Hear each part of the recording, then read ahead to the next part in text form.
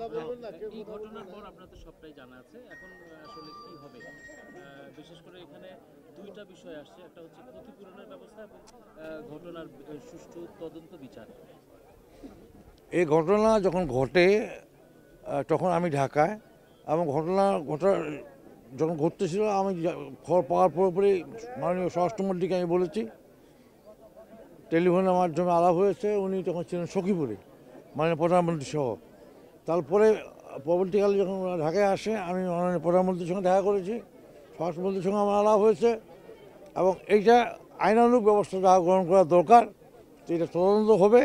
তদন্ত করে এটা যারা এই ঘটনার জন্য দায়ী তাদের উপযুক্ত বিচার করা হবে, এবং তার সঙ্গে সঙ্গে যারা আজকে এই ক্ষতিপূরণের কথা বলা হচ্ছে এবং ওই 3টি পরিবার যে পরিবারের সদস্যরা শহীদ হয়েছেন তাদের যাতে তার যোগ্যতা অনুসারে চাকরির ব্যবস্থা করা হয়, এই ব্যাপারে আমি সরকারের পক্ষ থেকে আমি নিশ্চয়তা পালন করছি।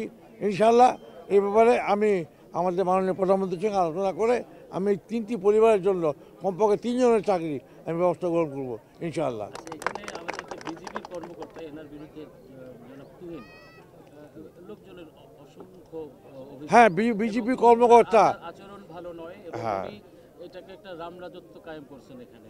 এই তার ব্যাপারে এবং বিজিবির যে সদস্যরা যারা দোষী ছিলেন অতি উৎসাহী হয়ে গুলি চালিয়েছেন, পরিস্থিতি সেরকম ছিল না গুলি করার মতো, এদের ব্যাপারে কি হবে? এ পর্যন্ত কোনো ব্যবস্থা নেওয়া হয়েছে কিনা?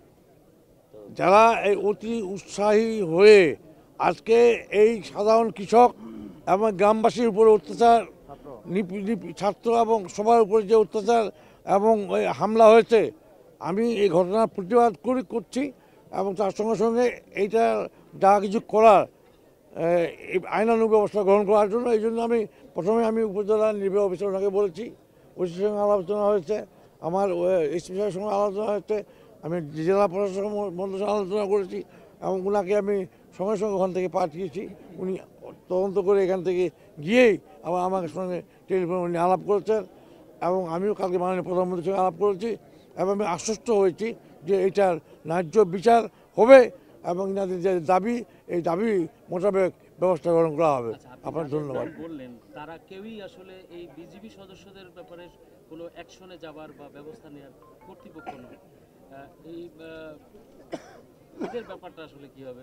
আসলে আমরা তো মগের মূল্য কায়েম করিনি, এটা একটা মহান মুক্তিযুদ্ধের ভিতর দিয়ে এই দেশটা স্বাধীন করেছি আমরা, এবং আমি নিজেও একজন মুক্তিযোদ্ধা ছিলাম, তাই না? এখন আমাদের সেই যুদ্ধে যাওয়ার বয়স আর নাই, তাই না? এখন আমাদের যে এই প্রজন্ম যারা আছে বর্তমানে, তারা আজকে এই আন্দোলন করে বাংলা দেশে মুক্তিযুদ্ধের যে স্বাধীনতা সুফল যেগুলো সেগুলো কায়েম করার জন্য চেষ্টা করছে, যার জন্য আজকে